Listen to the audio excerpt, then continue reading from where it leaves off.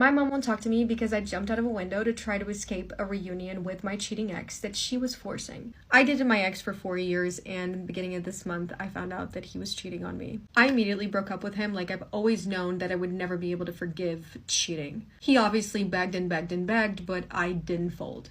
The problem is that in my mind, getting cheated on is completely humiliating. So when I broke up with him, I didn't tell anyone why I was breaking up with him. So everyone has been blaming me for the breakup, including my mom, who absolutely loved him. So everyone just thinks that I dumped him out of the blue. And he obviously isn't going to be the one who tells the truth because it's also embarrassing for him. So after I broke up with him, I went no contact immediately and I blocked him everywhere because I am absolutely done. There's no way I'm going to take back a cheater. But he has been talking to my mom every day, begging her to talk to me to make me change my mind about the breakup. My mom thinks I'm the meanest person alive because she doesn't know why I broke up with him. She just thinks I just stopped loving him. Yesterday was my aunt's birthday and my mom had planned a whole birthday dinner for her at her place. So I go over to my mom's house, I'm talking to my aunt, and then I hear a knock on the door. My mom's doors have windows, so you can always see who's knocking, and guess who it was? I get so mad when I see that it's my ex because I know my mom is behind it. Before my mom has a chance to open the door, I start yelling, being like, "What is going on?" And my mom says, "I invited him because he's part of the family. Whether you guys are broken up or not, he's always going to be a part of this family." And in that moment, I wanted to tell everybody that the reason why I had broken up with him was because he was an asshole and cheated on me, but I wasn't ready to face that humiliation in front of my entire family. Before my mom has a chance to open the door, I start panicking and I run towards the bathroom. I'm thinking about what I'm going to do next, and my mom's pressuring so much, she's just knocking on the door saying, "You need to come out to talk to your ex." I'm panicking. I don't know what to do. There's no way that I would ever walk out of that bathroom to talk to him. So I just jump out of my bathroom window and get in my car and go home. And my mom called me a while after, telling me that she's cutting ties with me because of my behavior. She's like really fixated on how I jumped out of the window. And then again telling me that my ex is always going to be like a child to her regardless of what I want or not. I'm already devastated. And on top of that, my sister then calls me to yell at me, saying how bad of a person because of how I had treated mom. So that's when I had had enough and I broke down and I told her the reason why I dumped my ex is because he cheated on me. And that's also why I never want to see him or speak to him again. And I thought after this information, she's obviously going to take my side. But no, she called me a liar. She said I was making this up to try to cover for myself.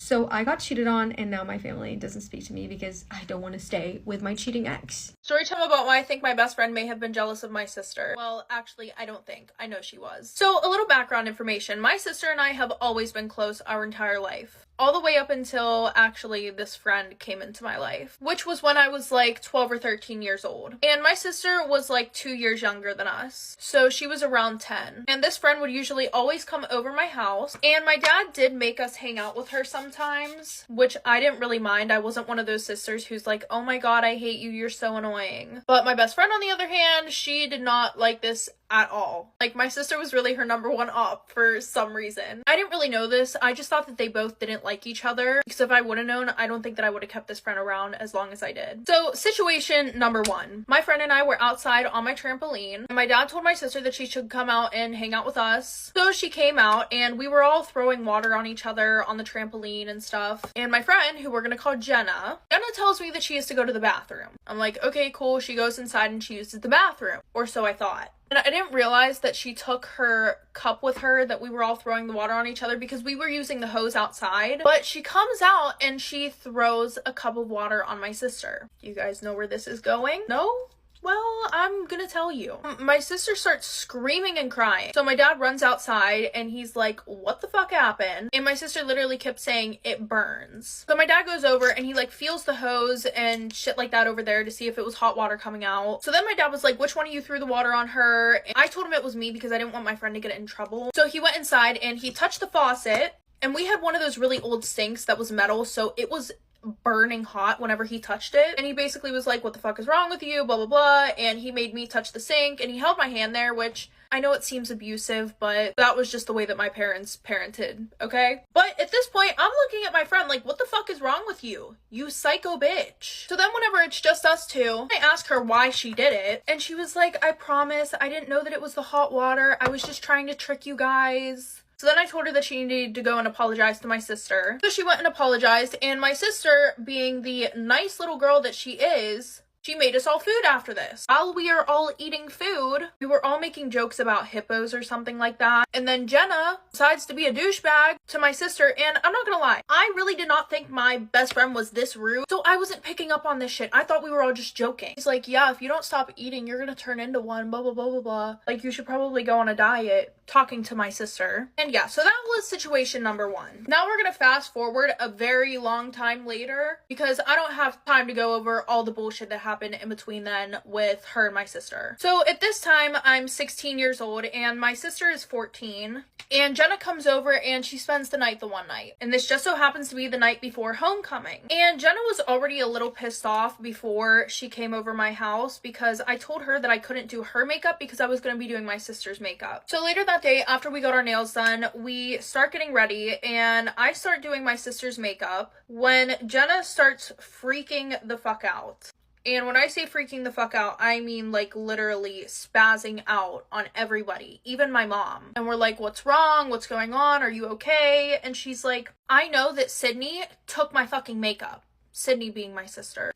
And we're all just looking around like, what are you talking about? Like, one, my sister would have no reason to steal your makeup because I'm doing her fucking makeup. Make it make sense, okay? So my sister's like, I didn't touch her shit. And I'm like, Jenna, just look again. She's like, oh, so what, you guys think that I'm lying? Why would I make up a lie that your sister stole my shit? Wouldn't you think that I would have looked before accusing her? So my mom goes and she looks in Sydney's room to see if Jenna's makeup is there. And Jenna goes with her and surprisingly, Jenna knew exactly where it was. And she was like, see, I told you that she took my shit. And my mom and I are just kind of looking at Sydney and then looking at each other because we know that Sydney wouldn't have done that. So it was just like really sus. So then literally the whole entire rest of the day, she would not stop bringing it up. She's like, I just still can't believe that your sister did that. Then she started saying that she couldn't believe that my mom and I never said anything about it to my sister. Like, we didn't reprimand her. I was like, Jenna, I just don't know why she would steal your shit. She was like, well, I don't know, maybe she just didn't want me to be ready with you guys. Like, your sister has always disliked me.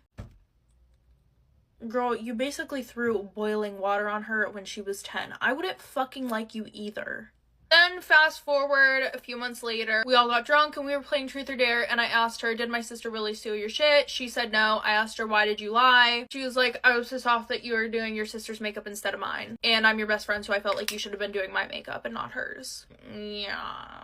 Now fast forward to the last thing that really just was the straw that broke the camel's back, like the 13th reason on why I cut this bitch off. So fast forward right to before my 21st birthday. I had came up with a plan to sneak my sister into the club using my old ID so that way she could celebrate my birthday with me. But it ended up being a huge disaster. My sister ended up getting way too drunk. We got kicked out. The police got involved. They found out that I let her use my ID. Thankfully, they let us off the hook because it was my 21st birthday. And I came up with some sob story about how I wasn't going to see my sister for like the next year or something, blah, blah, blah. But the whole rest of that night, my sister and I were arguing so bad. And I don't know why this whole thing lasted for so long, but we ended up not speaking for like 2 months. And I would vent to Jenna about it, but every time that I did, she would come up with 20 million reasons on why I should not be talking to my sister after that again. Like, she would literally get me all riled up. She would be like, she didn't care that if you had a good birthday or not. She made it all about her. And when she would say these things, I would be like, you're right. She did make it all about her. She doesn't care about me. Blah, blah, blah, blah, blah, blah. And then she would always say things like, at least you have me. I would never do that to you. It's okay. I can be your new sister. Like, girl, bye. We did not come out the same coochie, okay? You're not my sister. So finally, my sister and I decide that we need to talk. And I didn't tell Jenna about this until after it happened because I did not need her putting her 2 cents in. So, you know, we talk, we squash the beef. And I was not in a rush to tell Jenna that her and I talked because I already knew that Jenna was going to go psychotic. So later on, whenever Jenna calls me that night and she asks me what I did that day, I'm like, oh, you know, I went to breakfast and I talked to Sydney. And y'all, you would have thought that I just told her that I sold her firstborn child or something with the look that she fucking gave me. She was like, what? And I'm like, I decided to talk to my sister. And then she was like, oh, how did that go? And I was like, it actually went pretty well. You know, we talked and things are good between us. And then she goes, oh, well, that's good, I guess. Like, girl, why aren't you happy for me? Why aren't you happy for me? You hating ass bitch. I didn't say that. But I was like, yeah, honestly, I'm just like so tired of the drama. And she was like, well, there wouldn't be any drama if you just didn't talk to her. Like, girl, we have the same mom and dad.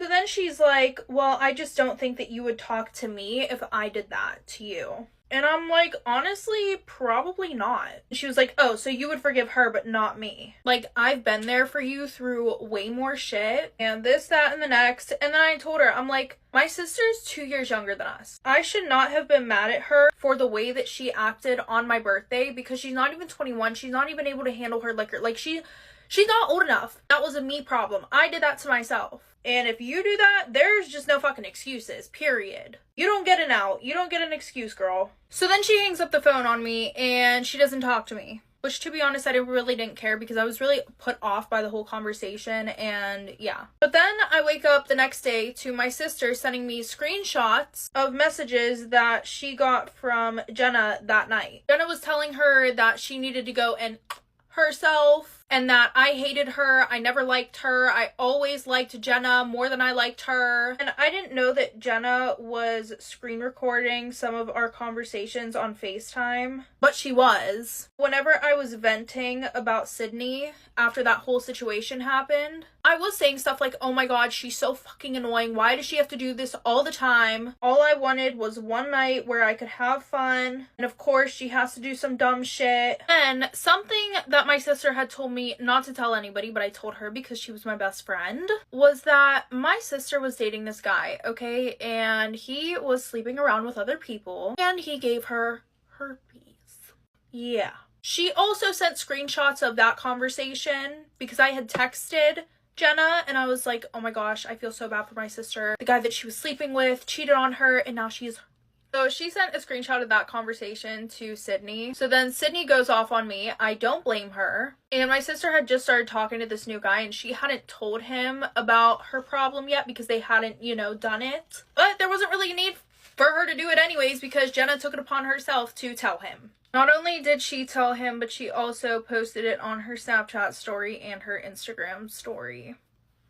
After this, I told Jenna that I was never going to speak to her ever again, and then she was like, why? You've talked to your sister and she's done worse things to you. And I'm just like, bitch, are you dumb? Like, genuinely, are you fucking stupid? Oh, and no surprise, my sister didn't talk to me for a little while after this as well. Completely understandable. I deserve that. So yeah, it's like really weird. Still to this day, she blows up my phone asking me why I won't be friends with her, and it's just like, girl... you have problems, okay?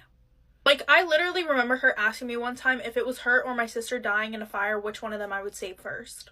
Am I the arsehole for deliberately leaving my 73-year-old dad to celebrate his birthday on his own? Story time. So I'm 44 and my 73-year-old dad has never ever remembered my birthday. It wasn't so bad when I was younger because my mum would always cover it up. However, there were times when my mum wasn't around, for example, my 18th birthday. My mum was away for work at the time for 3 months and I got nothing. However, when my sister turned 18, it was a completely different story. My mum planned a party, she had friends around, a new dress, the whole works. Now, every year it is the exact same. My older siblings are also horrific at remembering birthdays, so I always call ahead and remind them to send dad a card. And then since my mum passed away, I will normally take my dad out for dinner. A couple of times I have thrown him surprise parties, like for his 70th. And I have always brought up to him the fact that when he forgets my birthday, it hurts me. He just shakes it off and says that birthdays aren't important. So, you know, I haven't dribbled on myself, it's just where I've washed my face. So a few weeks ago, we started talking about something relevant to birthdays and I took the opportunity.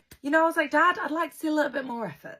He's like, yeah, whatever. So I just thought, you know what, I'm going to ask what you actually know about my birthday. What year was I born? He could not tell me. I obviously got upset by this and then he mocked me for being so sensitive. Let me tell you, this man has a phenomenal memory. How he can't remember his own daughter's birthday is beyond me. And it's not even like I want a big gift or I want a surprise party myself. I would just like a happy birthday message from my dad on my birthday. So his 73rd birthday rolled around recently.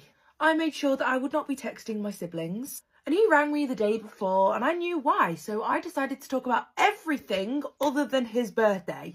I then quickly brought the conversation to a close and turned my phone off the next day when it was his actual birthday. He rang me the next day extremely upset that not a single one of his children remembered his birthday. He had no card, no phone call, he spent it completely alone. I told him that I had made it abruptly clear about the fact that birthdays were important to me, and he had stated that they weren't important. So now here's the thing, I'm not like soulless and heartless here. I think it is really, really sad that he was on his own for his birthday, but I had no other way of showing how upset it made me feel. So anyway, what do you think? Am I wrong here? Okay, this might be TMI, but this shirt, this is old blood of when I messed my hand up so bad that I severed a tendon in my pinky and now my hand is permanently disabled. I'm gonna say trigger warning because this involves like alcohol and blood. Now, back when I was 23, about to turn 24, this was the very beginning of 2024, I was going through it, okay? I had just gotten off Lexapro and girl, I don't know what is in Lexapro. It's probably just Lexapro. I was tripping, like, please take this as a warning to never just cold turkey antidepressants because it can end up really bad, okay? So I was feeling very manic, and this was around the time that, I don't know if you remember way back when I posted a story time about the guy from a reality TV show that I was talking to who ghosted, and I was just like out of my mind, honestly, truly. I was going out a lot and like drinking a lot. This was actually my friend's baby shower, and so me and my friend Eden, we went to this baby shower together. So at this baby shower though, they had mimosas.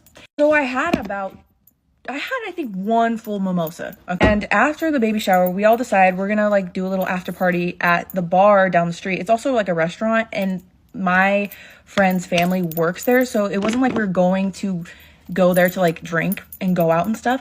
We were just going there to like hang out with the rest of the family. My friend's uncle, the girl that was having the baby shower, her uncle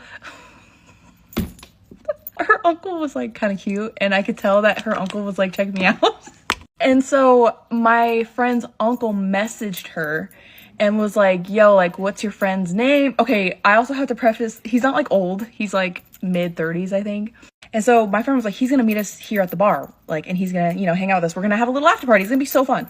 He comes in, and obviously he's like, we're talking like a little bit, and he's buying me drinks. I'm not the only one who's drinking though. Like, he's taking shots with us, like my friend's taking shots, and I don't know what happened, but somehow an AMF got in the mix, and that was my downfall of the night. We're slowly just getting more and more fucked up.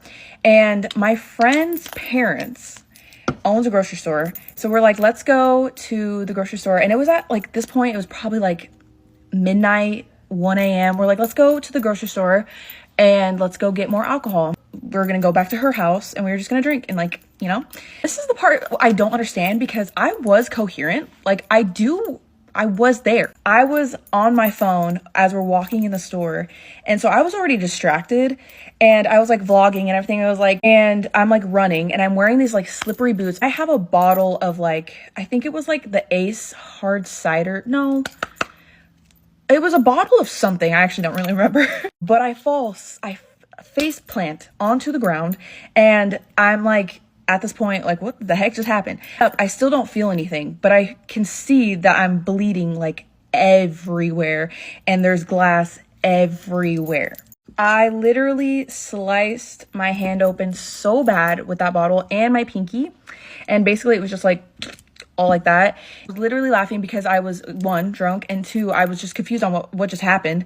And my friend was also laughing too because she saw me laughing, and she was also like, like, what's going on? But she's also panicking because she's like seeing me bleeding. So she really quickly like gets me a rag, and we're cleaning everything up, and we clean up the glass and everything, and then we go back to her house, and that's when we really see how bad my hand is fucked up. And as you can see, like, yes, that's where the glass cut me and everything. And you guys, it was so bad.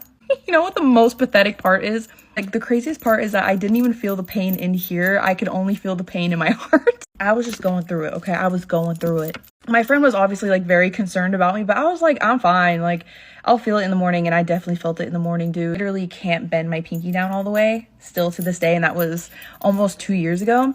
But I definitely needed a reality check at that point because, like I said, I was just like struggling mentally, and I definitely used alcohol back then as like a coping mechanism, which is not good. And I realized that after, trust me. Moral of the story is just don't be an idiot like me. And now I have this shirt as a constant reminder of that night. Literally every time I wear it, I always think of the night. Like, and I'ma still wear it too because it's cute. I'm an alcoholic. I'm in recovery. I'm also an addict. I'm in recovery. I've been sober for 5 years. Let's get ready to work a shift at Free People while I tell you guys another story that is one of the reasons I decided to get sober. So for this story, we are going back to college. I think I'm in my junior year and I'm dating this guy. He's a senior. We've been dating for a couple years at this point. It's football season, so it's the fall. Where I went to school, you basically had to live on campus for the first 2 years, and then junior year, you got to live off campus. So this was our first time kind of being off campus during football season where we had our own places to pregame at. We weren't just in dorms, etc. So it was one of the first football games of the season. Junior year was really when I burned like all of my bridges. So this was the beginning of that year and things were kind of still intact. I still had people to go out with.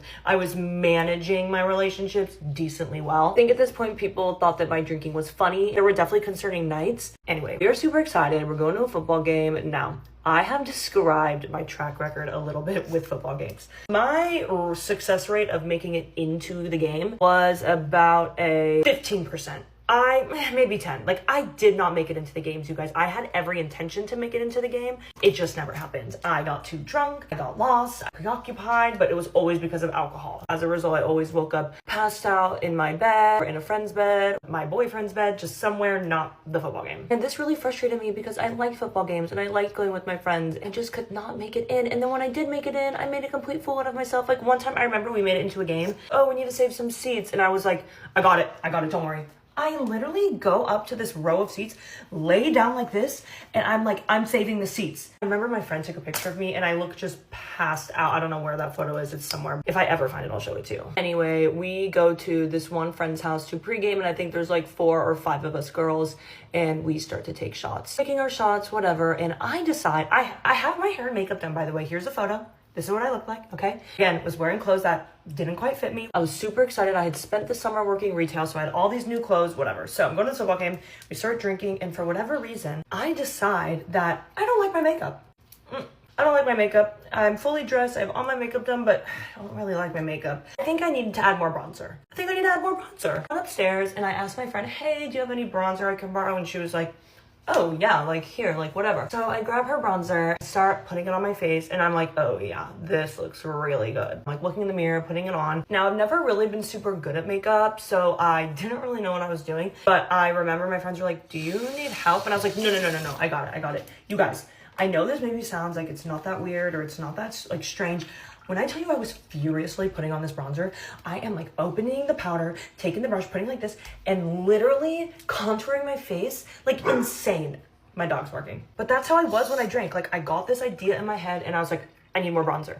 Why? I could not tell you. What was this obsession with bronzer? I don't know. Did I fix any other part of my makeup? No, I just decided I needed more bronzer. I remember my friends like came in the room and they were like, what are you doing? And I was like, I'm just touching up my bronzer. They took a video of me. I literally have no idea where this video is. There's no way I could find it. It's a video of me. It was just me with like literally contoured insane. And they were just all laughing. And honestly, like, it was funny. Like, they weren't laughing at me. They weren't being mean, but they were just like, what are you doing? Because what was I doing? That's crazy. Well, I suddenly want to do full glam on a football day when I already had my makeup done. Like, what is this about? What is the obsession with the bronzer? Like, I don't get it. I would just get these fixations. Done things like this before. Like, I don't know. It was weird. Think about the worst person in the world at doing bronzer and then times that by 10. That was me.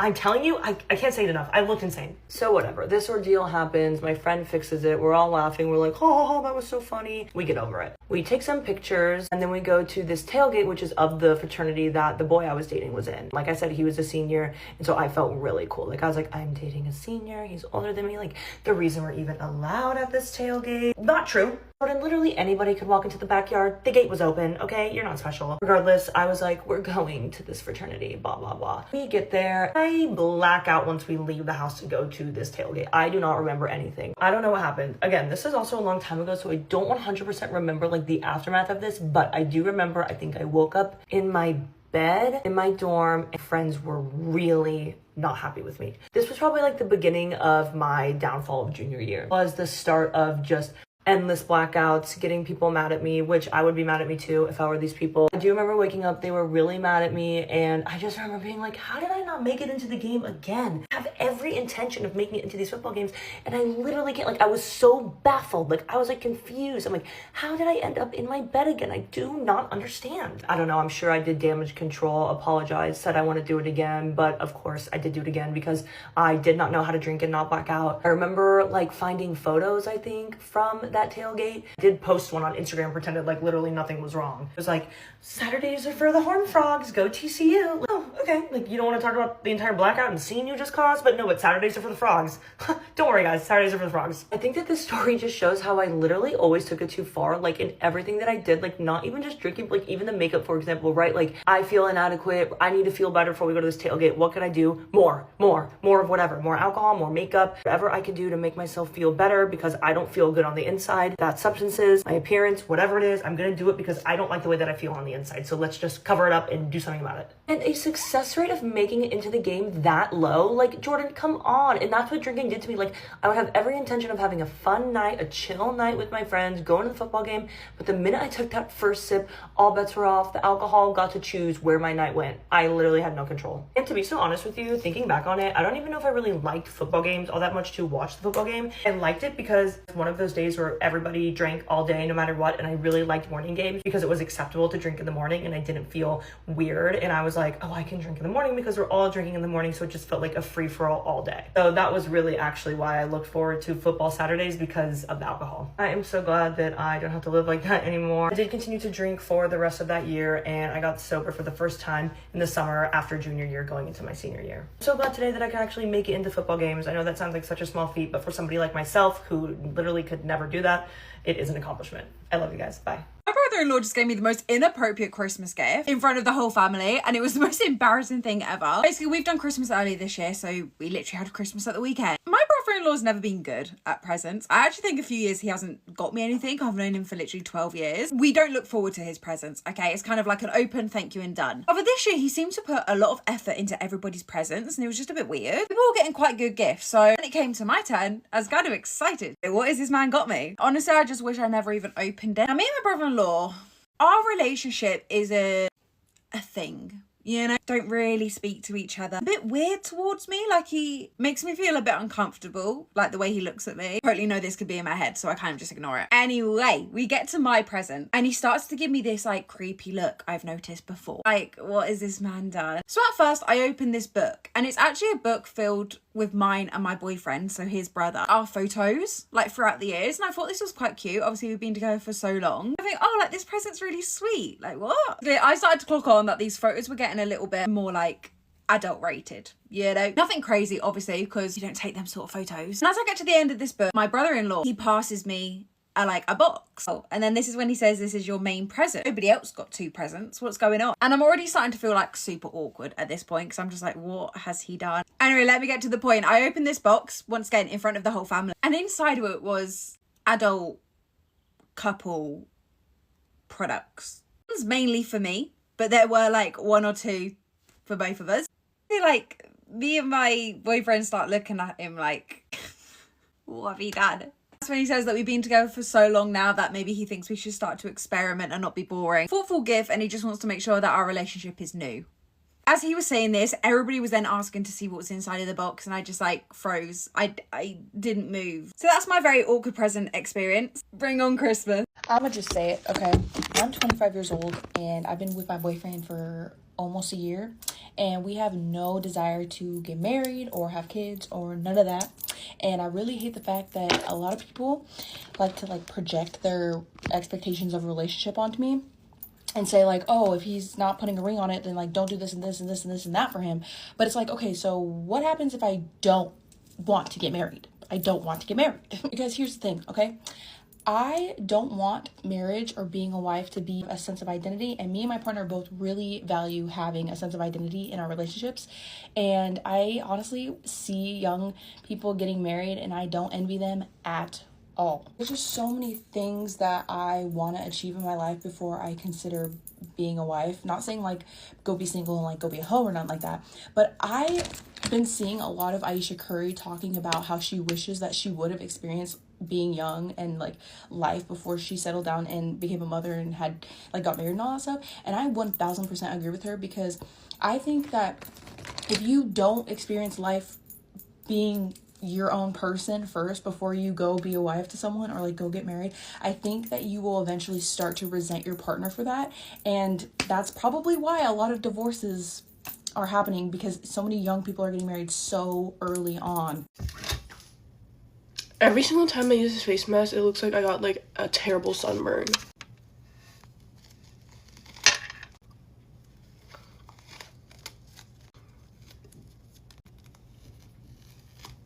Does anyone else have a cat that just does not fuck with flower vases? Because I swear every single time I get flowers and I put them in a vase, Oreo knocks it down like in like the first 10 minutes. And it doesn't matter like where I put it, he would just find a way to knock it down. For example, I got these super gorgeous flowers, and like even the vase is so pretty. For some reason when I put them in my room it's like fine, but as soon as I put it in my living room, like I'll always put it on my kitchen counter or on one of my little tables, he just knocks it down and then the vase just shatters everywhere. And the flower vases are the most consistent thing that he will always knock down every single time, and it's so annoying because oh my gosh. Literally, what is going on? Speaking of breaking things, this thing just like broke. Anyways, I always want to put my flower vases in my living space because, I don't know, that's where I spend most of my time, and like when people come over, it's like the first thing they see and it's like really pretty. And he just loves to knock my flower vases down, but I tried to buy like little sticky things to stick under my flower vases so they won't move. I haven't tried it yet, but I feel like it's not gonna work. So if anyone else has any better solutions, then let me know. Anyways, I'm getting ready for class right now. I have an exam later today. It's my last midterm before Thanksgiving break. Well, actually, I have a paper due. I don't even celebrate Thanksgiving here, but it's so nice to have a break. Also, this mist, it's so well underneath my makeup. I'm breaking out so bad on my forehead right here. Guys, my biggest pet peeve is when people don't reciprocate the same energy, or I'm not gonna say energy, when they don't reciprocate the same effort as you do. It genuinely makes me so mad. It's like, do you even care? I don't know. It's just something I've been thinking about and it bothers me so much. Especially when you know the effort takes no effort at all because it takes 10 minutes out of your day. Spring registration opens next week for me and I haven't even looked at the courses yet, so I need to do that today before they all get booked up. I really enjoyed this semester and I low-key don't want it to end because I feel like I'm just getting comfortable with all my classes and everyone in it, and I don't know, I just love it. Guys, I have gone through so many of the Kosas brow pencils and I'm officially out again. Okay, I feel like my makeup's like a little splotchy here, so I'm gonna use the 345 mist to blend it out a little. This is just gonna help it like blend a little more nicely together. I low-key lost track of time and I'm now running super late. Okay, I'm just putting on some gloss. Last little spritz. Okay, I'm ready. Gotta go. Bye, guys.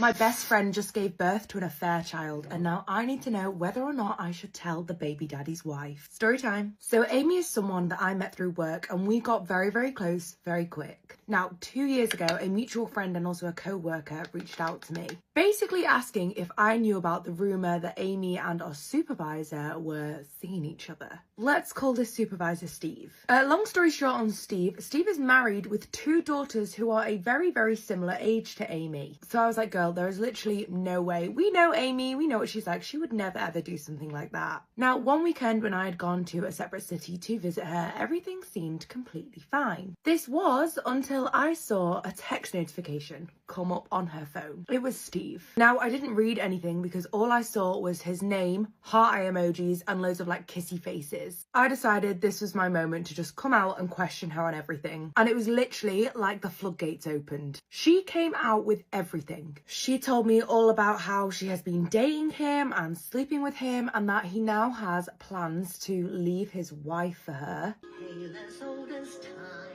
Thank you, Angela. Now, the next day, she texted me and told me that she had in fact broken it off with Steve, and I believed her. Then one time I go and say like, hey, do you want to get a bottle of wine? She's like, no, I can't drink. And this is when she dropped the absolute bombshell that she was pregnant.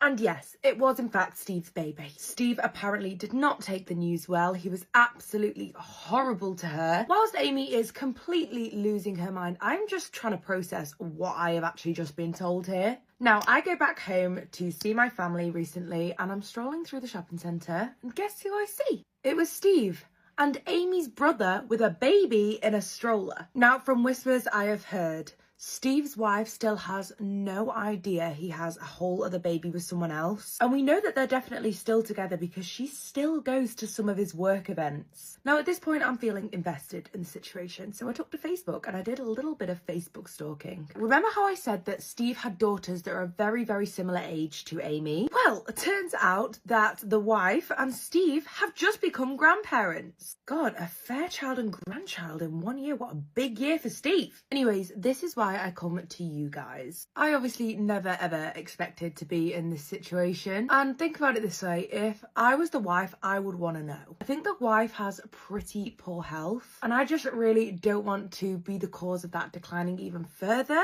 So what do you think I should do in this situation? Guess who went to the bar last night? Guess who ruined their life last night? Let's talk about it. I don't even want to talk about it. I frankly don't, but let's talk about it, okay? So I do this cute song and dance every single weekend. It's kind of ritualistic. It's a schedule, right? I go to work Monday to Friday, and then the second it hits Friday, hi guys, I'm ready. But this time was a little bit different, right? Because the word BAR wasn't supposed to be in the equation at fucking all, actually. It was supposed to be ENGAGEM. I can't even spell right now. Engagement party. That's what I was supposed to be at, an engagement party. And so I did, but I barely remember it. Let's start in the beginning. So as I've said before in previous story times, one of my best friends in the whole world got engaged. Woo! When the fuck will it be my turn?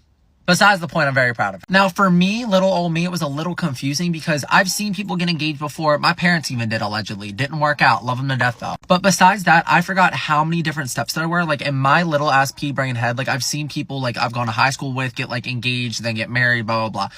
All in my head, I was like, okay, you get engaged, then there's a wedding. That's the only thing that happens, right? Little did I know there was about 18 different steps, though. Engagement party, bridal party, groom party, a broom party, right? Like with mops and like there's parties for every single fucking thing. Week by week, there's a new party, right? Engagement dinner, engagement party, engagement buffet, bridal suites. Like there's just so much, and I just didn't realize like there were so many different steps. Regardless though, that means more plans for me. Perfect. So my best friend ends up sending the save the date type of situation. I'm like, hold on, we're having the wedding already, but then I kind of see in small print, engagement party. Okay, sure, yeah. Once again, in my head, I'm like, okay, like we have parties at her house every single goddamn weekend. I'll just put on my jeans, this and that.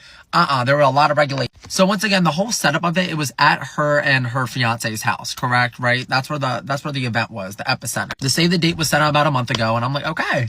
When it comes, it comes. I'm really fucking excited. Basically, the whole plan, what we were supposed to do, it was supposed to be at her house, the whole engagement party, correct? Like, they were going to set up everything, all looking beautiful. But because this group cannot fucking stop for the life of me, like, keep in mind, my best friend that's getting engaged, like, we go out every single fucking weekend and we get sloppy. I mean, to the point we have no teeth and no eyebrows, okay? So we can't just stay in the house. So I remember at the end of it, she was like, okay, like, we're going to have the engagement party, let's say, like, 5 o'clock to, like, 10 o'clock, and then we're going to go out. But, it's like she said, go out. I was like, oh. And then she was like, but we're going to a fancy ass place. Like, lock the fuck in. Like, we're not going to be sloppy. Okay. You know what? I need to change the scenery. Hell the fuck yeah. So that was the plan. Go to her house, have the engagement party. And then around like 10 o'clock, 11 o'clock, like 12 o'clock, that's when we were going to go out to this very bougie place. Long story short, it's this restaurant/bar on top of the Four Seasons. Okay, cool. Maybe I'm used to Motel 6, an indoor pool. That's where I get excited, right? But the Four Seasons, on top of the Four Seasons, my Instagram's gonna go insane. So anyways, yesterday starts. I wake up in the morning. I'm already irritated because I'm awake. I remember the day before yesterday, I was trying to figure out everything in my little pea brain. And I was like, okay, like, they're saying I can invite my boyfriend. Can my boyfriend make it?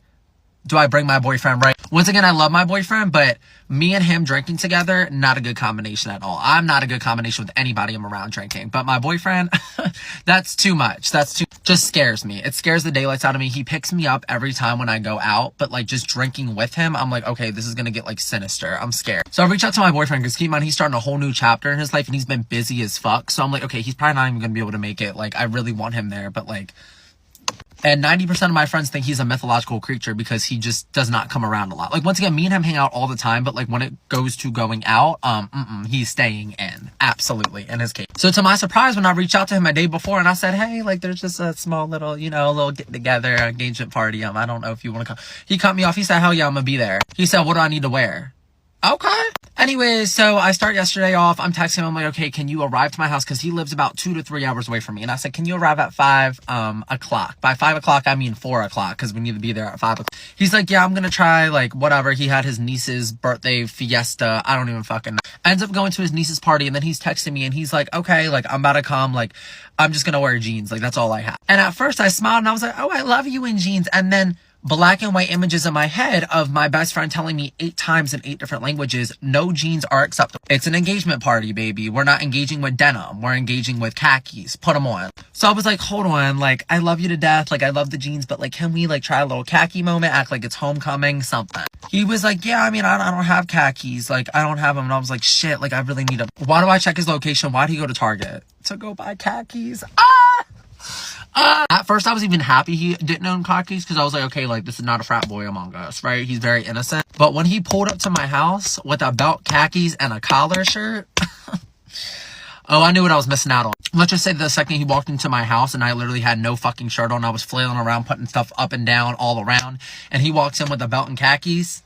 Thank you. Perfect. I end up loitering in the house for a little bit. Keep in mind, I demanded for him to get to my house at 4 o'clock. He got to my house on time with the alcohol that I told him to bring as well. I was the late one, and I stayed home the entire day. Perfect. We end up piling in the car, and I carefully picked out for this engagement party that I was not going to be drinking straight vodka. I'm not going to lie. Usually when I go out with this group, I show up with a bottle of Tito's, and that's it. Like Dust and Tito's, and I say, let's rumble, come on, and even rumple, right? Let's rumple mints. But after Halloween, I was like, a seltzer has never hurt anybody. So we're going to try a seltzer, right? You know, just be mindful. Because once again, I love to drink. I love to act out drunk. But like, it gets to a point.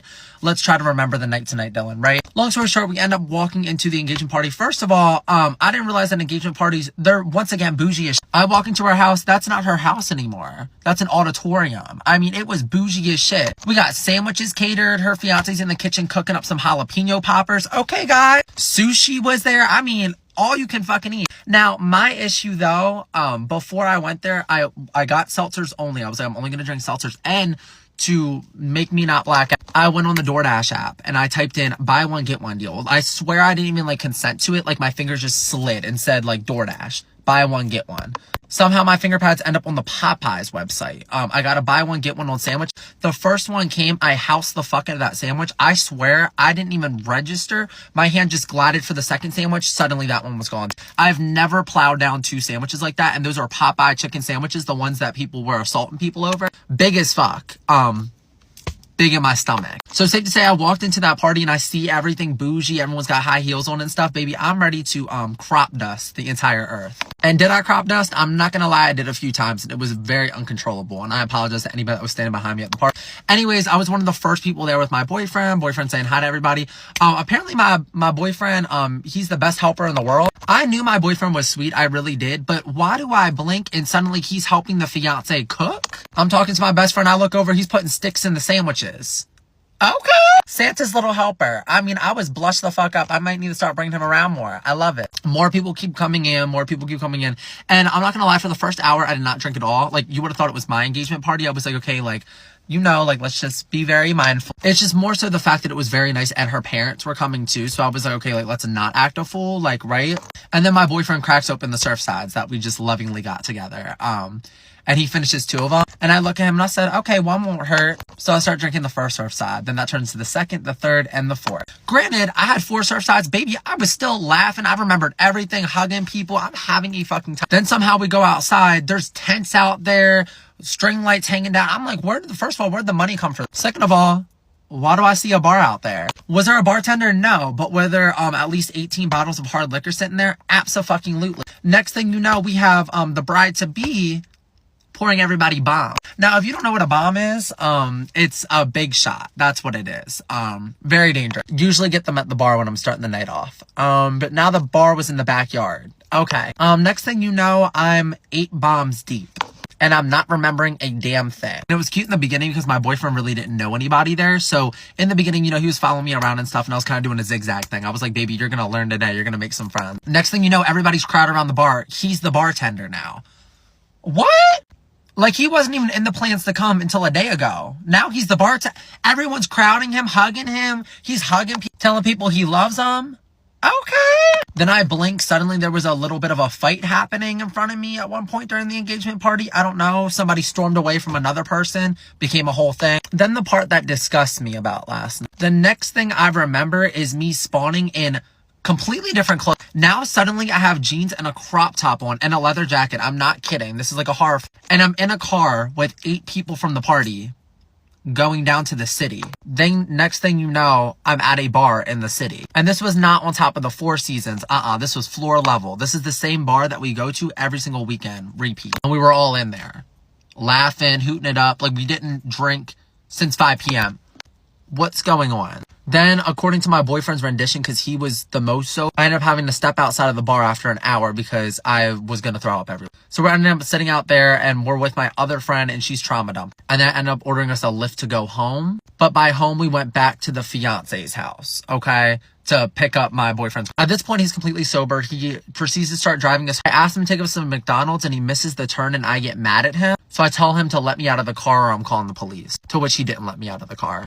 You are having trouble manifesting your specific person or your ex back, this video is for you. You have probably been using all the tools, thinking positively, thinking like you already have them in your life, visualizing, scripting, trying to forget about them, trying to say the right thing, trying to keep no contact, and it's probably very confusing. But here's the issue, is that if you have resistance around believing that they want to be with you or that it'll work, you inadvertently focus on that by accident. But this powerful tip is one that I use for my clients and my students. You can use it too. What I want you to try is to think about something annoying or negative that would be happening if they were your boyfriend or husband right now. So for example, you could think about, I'm going to have to clean his beard hairs off the sink again, right? That seems a lot more real life. And your brain accepts things that it finds negative, unfortunately, a lot more easy than sometimes it does these positive, I'm loved, I'm chosen, he's here right now. Your brain's going, no. So think about what that would be for you. You're like, oh, I can't wait to clean the splatter off the edge of the toilet. I don't know, girl. You pick. Once you start thinking of those types of things, it brings it to more real life. And comment below when you start this. I want to hear your stories when you're feeling this much more neutral energy. They are going to come towards you a lot more quickly. Check out my complimentary trainings in my profile, as well as my all-access membership. You can get access to all my courses like Reunite with Him, Divine Dating. I have my podcast. I have my group. I have all kinds of goodies for you. And of course, new on TikTok, I have subscription-only videos. So if you're a VIP kind of girly and you want my more long content where I go deeper into the tools, when you subscribe, you'll get at least one of those a week, if not more. I'm kind of enjoying it, so I'm doing more than that right now. I'm Lauren Sugihara, intuitive love priestess, certified relationship coach, certified hypnotist, and the big sister you know you need. Don't worry, I've got you. You be the judge. All right. Am I the asshole for wanting to walk away from my marriage and the child we were raising after finding out the child is biologically my husband's? There's a lot to this, and it's all newly revealed to me, so I'm still processing, and I'm sure I'll be all over the place. I'm so angry about this. My husband's sister adopted a child 4 years ago. She had talked before about being a single mom by choice, and when her friend had a child she didn't want to raise, she said it made sense to step in and offer to become the baby's mom. Everyone was supportive and welcomed the child into my family. 2.5 years ago, my husband's sister was diagnosed with MS. She unfortunately declined rapidly and asked us to take her child, and we agreed. We had not yet had children of our own at that point, which made it easier. We made sure she still spent time with her child and that she asked that we continue raising the child. And I'm saying the child to keep anonymity. No matter how bad she gets, if she dies, we agreed. My husband never acted weird around the child, never acted like he had some secret. He acted like an uncle willing to step in and raise his sister's child. Recently, his sister confessed to me that my husband was the biological father of this child. She said my husband and her best friend used to hook up occasionally, and he did it again right before we got married, and this child is a result of his infidelity. I was sick. She told me she couldn't keep lying to me because eventually it would come out and she wanted to minimize the damage. Baby, damage been done. Alright, at this point, what we talking about? I confronted my husband and he denied it, so I asked him to do a DNA test. He's the father. There's no doubt DNA confirmed he's the biological father. He told me nothing happened since we were married and he loves me and he's sorry for what he did. He said it was a drunk night before our wedding and he would never do something like that again. Then he said he wanted us to be a family and offered to adopt his child and raise them as our own. He told me this doesn't have to end us. I left the house and have been staying with my sister since the DNA results. I'm disgusted and I don't want to sign up for this. I know that baby is innocent, but I now can only see what my husband did and I cannot imagine raising them and acting like their mom and keeping my husband in my life. My husband's sister has reached out to apologize multiple times and she told the rest of the family the truth also. My husband's parents have tried to contact me to get me back to my husband. They have told me I have a family now and can't leave, and especially not with their daughter unable to raise the baby again. I had to block them because their messages were blaming and shaming me more and more for not agreeing to marriage counseling and moving forward as a family. I don't see a way back from this, but I have been in this child's life since birth and raised them for more than a year and a half. I just know I could never be a good mom to them knowing what I know. Am I the asshole for wanting a divorce and walk away? I don't think she's the asshole for wanting a divorce and to walk away. I mean, this is a tough situation, I feel like, because her husband says that he didn't know that was his kid, but who knows, that could be a lie too.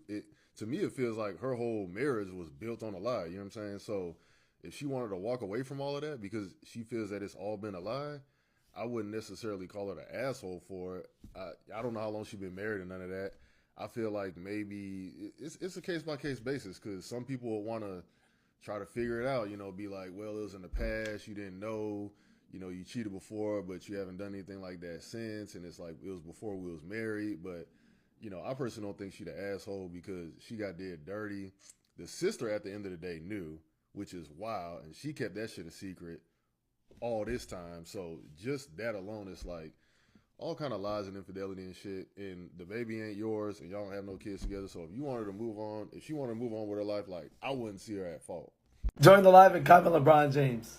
My fiance demands a 50-50 split, so I told him to downgrade his lifestyle. Am I the a-hole for telling my fiance that if he expects me to contribute 50-50, we have to make some serious lifestyle changes? My 26 fiance, 26 male, sat me down yesterday and gave me a long talk about how he feels like I don't contribute enough to the household, particularly in the financial sense. I was a bit caught off guard by this, but was willing to hear him out, since he wasn't wrong. By the way, this comes from Throwaway Downsizing, and if you want to submit your own stories, go to the r/OKStorytime subreddit. He makes a lot more than I do, and we've always split bills accordingly, which ends up being about 80% him. I asked what he wanted me to pay now, and he was adamant about it being 50-50. I asked if everything was okay with his job, or if he needed to take fewer hours. He wouldn't answer me. I honestly wouldn't have gotten upset if there seemed like an actual reason behind it, but he just said he'd been thinking about it a lot over and over every time I asked what brought him to this conclusion, what was going on, and eventually he just said, "That's how it's gonna be, take it or leave it." Those exact words in response to literally everything I said.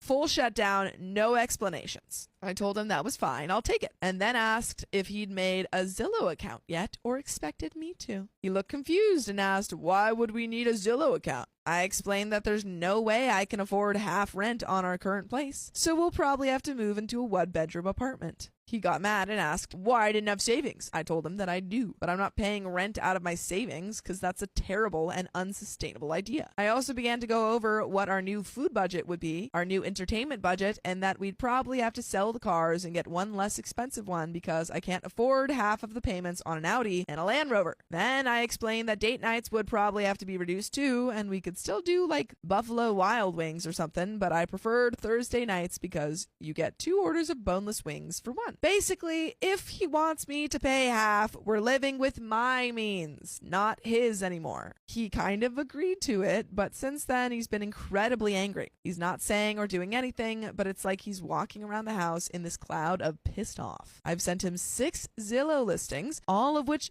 he called uninhabitable for various reasons, some of which I think were valid, others I disagree with. He's now saying that I'm being unfair and manipulative, and that he tried to come to me with a serious concern about our relationship, and I'm making it impossible for him to talk to me. I'm bulldozing over him. Am I the a-hole? Relevant comments. Not the a-hole at all. And you are making perfect sense in my mind. If he wants 50-50, he needs to understand that your income is the limiting agent in this reaction. It does sound like he has something else going on, and I would mentally prepare for him to call the wedding off. This sounds like he is coming up with reasons to get rid of you in his mind, but he does not want to come off as the bad guy. Centurion Holder says, making up jobs and numbers, you make $120K as an engineer. I make $30K in retail. I am fine living a life where we spend the same amount, but I literally cannot keep up because I'd have to pull tens of thousands of dollars out of thin air. The only option to make this work is if we live like we both make $30K. Not the a-hole. The only options to give him what he wanted was spend less or drain savings and enter credit card debt. So last time I posted was Monday. Monday as a whole was spent just sorting through what I felt and what to do next. There was a lot of silence and a lot of anger and a lot of Reddit advice, some of which I found very insightful, some of which was less so. Also, some people think I made this up as part of a viral marketing sponsorship between Buffalo Wild Wings, Audi, and Zillow, which honestly would solve the money problems if true, but alas, is not the case. Bummer. On Tuesday, after I got home from work, I sort of just walked up to him on the elliptical and explained as calmly as I could that I had questions. And if he actually wanted to marry me, he needed to be willing to answer them. I asked if he thought I was a gold digger, yes or no. He said yes. I told him that I wasn't willing to be in a relationship where I have to prove myself by sacrificing any sort of stability, and that led to a bit of a screaming match and eventually a confession. So it turns out we cannot afford anything we have right now. We are in serious credit card debt. The cars are both on the verge of being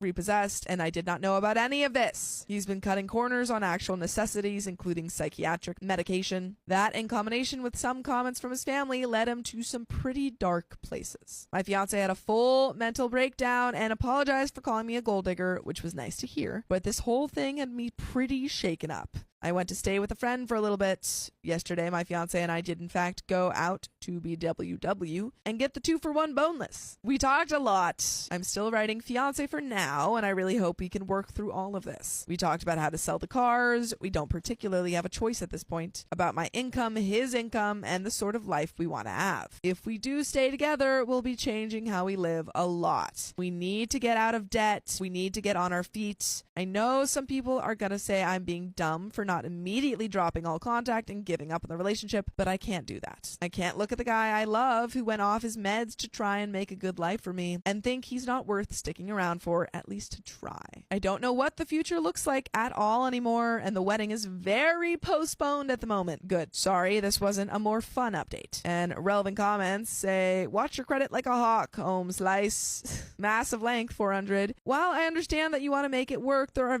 few things of note.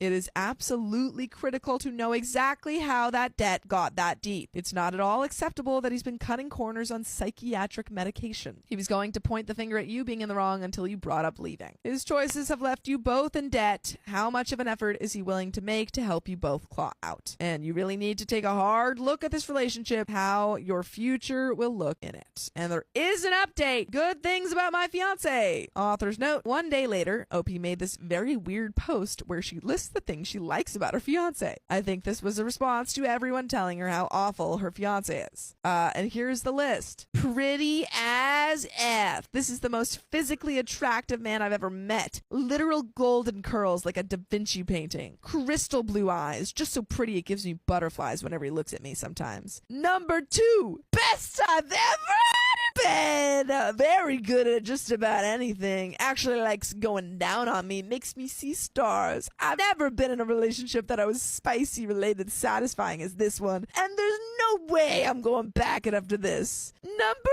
3. His voice is very sexy. Especially when he speaks Russian. Ooh. He also speaks French, Spanish, and apparently Latin. But Russian's my favorite. Number 4. Got a vasectomy so I could go off birth control. He was the one to suggest it because he saw how much I hated those stupid pills and he was willing to get an actual surgery for me. Number 5? I don't know. Full of little surprises and adventures. He's always doing things like getting me wildflowers, making my favorite breakfast before I wake up, or even planning little day adventures for us to go on together. Life is never mundane because he's always making it special. Actually does housework? What? Does not need to be asked to do housework. He actually does more of the cleaning than I do. And I cook most of the meals, because he thinks that sweeping and mopping floors is meditative. I don't know how I got this lucky on this one. Plays guitar really, really well. It's very attractive. Can physically pick me up. What?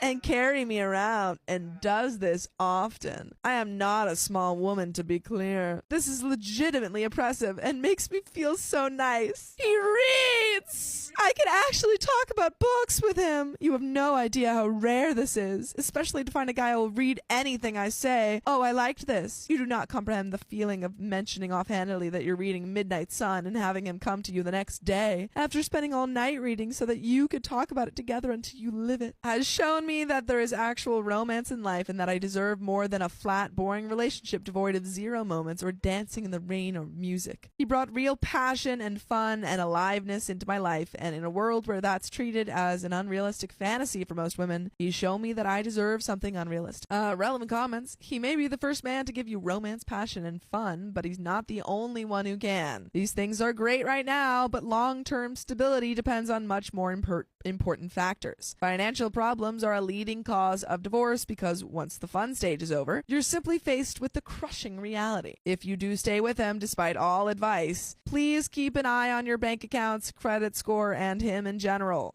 Don't marry him unless something changes in a major way, because if you take on his debts, you'll be stuck. Alti Boris says, it's a little concerning that your top 3 are physical attributes, plus number 8, and not personality traits. Looks fade, people get injured, they age and physically change. If the biggest things you like about him are how he looks, how he does in bed, and that he can pick you up, you're not setting yourself up for success. 1 car accident, 1 work injury, heck, even just 5 or 10 years and half your list could be out. I'm also really curious about the vasectomy thing. You said he did it for you, but are you sure he didn't do it for him so he wouldn't end up with a baby on the side? All the men I know who have had vasectomies had them after they were married and had at least 1 child. I don't know, this just rings alarm bells for me. There's a 3rd update. We are out of debt! It feels so good to say that and have it be true, but as of 3 days ago, wow, everything is finally paid off and we've made our way back onto solid ground. Almost 2 years ago, I made a post here about my 28 female fiance, 28 male, wanting to split things 50-50 and my offer of compromising on lifestyle changes. As it turned out, he was off his meds and had managed to get himself into some serious debt, a little under $100K. Trying to provide a life that we could not afford on a combined $155K a year. Things were rough. I almost left him a few times, but we have finally made it through to the other sides. I handle the finances, 100% of the finances. I give him a budget for buying coffee. It wasn't fun, but in exchange, he started doing more of the housework, so it evens out. We moved from our over-the-top apartment into a shared living situation, which, while not ideal, was leagues better than my initial plan of getting a trailer. We have roommates, but they're on the another floor, so it's not too bad. And we have our own bathroom, which was my only real stipulation. We've lived like we're a $70K a year couple doing actual 50-50 finances, and every extra penny he's made has gone directly to paying off the debt. We sold the cars, obviously, traded them in for a nice used Ford Maverick and a Vespa. That helped a lot. There have been no more lavish vacations or over-the-top restaurants with $500 price tags. It was rough for my fiance at first. He's always been very much a rich boy, and I think losing that as an identity was difficult for him. That being said, he's gotten so creative lately. It's been amazing to see. He'll make me things if he can't buy me things, and we've started cooking together instead of having me do almost all of it. Our room is covered in the things he's made for me, and it's really lovely. We're still in love, we're still going strong, and we can finally start actually planning our wedding again. We're gonna get our own place first, but the wedding is next on the list after that. I'm so glad that we stuck with this, and being on the other side is the greatest feeling in the world. Thank you to everyone who offered advice. I don't know how things would have ended up if I hadn't had the courage of my convictions, and I'm genuinely grateful to those who directed me to Dave Ramsey and Caleb Hammer. Y'all are awesome. Blue Being 22, hold on here, let me get this straight. So you communicated about all that hard stuff, right? And communicated some more. Then you made a plan and made long-term sacrifices to enact said plan. And then you continued to communicate and did all the hard work over a couple years to meet your goals. What? I'm confused. Is this even Reddit? P.S. Kudos to you and your partner. I'm impressed. And OP says, we did, as a matter of fact, do all of the above. It wasn't easy, but it was worth it in the end. OP says, about the in-laws, we don't get along, but we're civil because we all love my fiance, and we all want him to be happy. We will never do Sunday dinners as a family or anything, but they accept I'm good for him, and have thanked me privately a few times for helping him out of debt. Polly the Pony says, this is so great to hear. Congratulations on your hard work.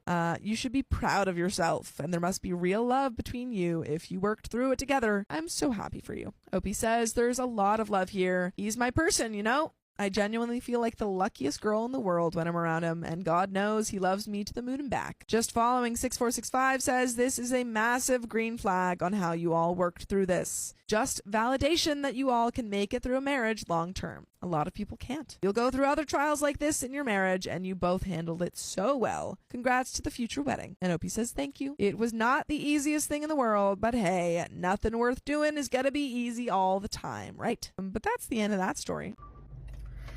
Ladies, what you have to watch out for is your education on how you break away from me, when you break away from me, how it feels when you break away from me, right? Because when we were dating and married or whatever, you didn't think about breaking away from me. You were afraid of that day coming or happening. You were afraid of divorce. You were afraid of breaking up. You were afraid of me breaking away. So you didn't exercise any inner strength. You didn't exercise any spiritual or mental strength, or even any education on why or what happens when we break up. You didn't do any of that. So you just sat in there with me through the pain, the agony, the push and pull, right? The reminders of your childhood, why your mom did you the way she did you, or why your dad didn't love you enough. You wrestle with that. You struggle with that. And so now when you're reading and watching videos and you're educated, it's like, it feels odd. It's actually scary.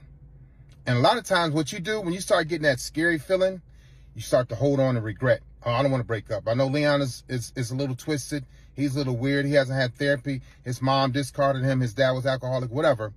So I shouldn't leave Leon. I should stay in there with him, hang in there with him like, you know, I've been doing. That's what feels good to me. It feels odd. It hurts. But at least I still have Leon. And that's what you go back to. Instead of realizing now what you're about to go through, because you asked God for the strength. Lord, give me the strength. Now what you're about to go through is, now you're going through the storm, right? The storm. We've had the storm, the arguments, the back and forth, the cheating, the discarding, the gaslighting, all the things I've done to keep you in the storm, because I'm a stormy dude, right? So now the storm, and now when you ask for help, when you ask for God to help you, when you start going through therapy and you start reflecting on what your childhood was like, now you're starting to form ideas, thoughts, opinions, education. You're starting to form. Then when you start to form, you got it, right? You process it. Women are processors. Men, I didn't process anything but how to take flight. I was out. Now you're starting to process. Now you're starting to form. And it makes sense. Then we start to form, then you start to norm. When you start to norm, you go back to when you first met me, how you felt, right? Okay, now I feel good because we were healthy. Because I lied to you. I made you think that I was this person I wasn't. So you felt good. Now you're normally like, wait a minute. 4 years ago, Leon did this, and this. He hasn't kissed me on my forehead in 5 years. He hasn't told me he loved me. That lady I was dating, she said, Leon, you hadn't told me you loved me in 11 months. So now you're norming. Now you're back to yourself. Now you can relate to how your mom did you, how your dad did you, how I did you. So now we're all intertwined. And I'm still abusing you like your mom abused you or your mom left you. I'm still berating you like your dad berated you. I'm doing all these things. And now you're norming. And then you're going to mourn. You're going to mourn the loss of what you thought was supposed to be a marriage for us. You're going to mourn it. Right? So you're going to storm. You're going to form. You're going to norm. Then you're going to mourn. I learned that in the Navy. That's a leadership thing. And now that you're mourning, I'm starting to come back because I miss you. I'm afraid. But the biggest thing in all this is that I feel your detachment. And now I'm going to start sending you sweet messages. I'm going to start sending you reminders of what we used to do, how we used to hold hands, what we did when we first met 4 years ago. I'm going to start calling you. I'm going to start sending you pictures of what when we were dating, how good we looked, how healthy we were, how much fun we had. Now that you're norming and you're mourning, you don't want to hear any of that because you're normal now. I had you on this up and down roller coaster, in and out, off and on, up and down, disrespectful, yelling, screaming, calling your names, putting you down, making you gain weight, making you drink more wine, making you smoke weed, making you cry, making you not want to go to work. I had you like that. And now you're like, oh, now guess what comes back? When God starts to help you, the church starts to help you, therapy help you, your mom help you, whoever's helping you. Now guess what comes back? Your vision. Now you can see. Because when you were crazy about me, you couldn't see a darn thing. Now you're like, he's not even that sexy.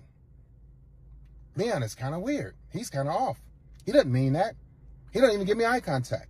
So keep in mind, ladies, when you start to go through those processes and you're understanding what's going on, because now you sat down and you're giving yourself time. And this is the real self-love. You're giving yourself self-love so that you can understand what's going on. You can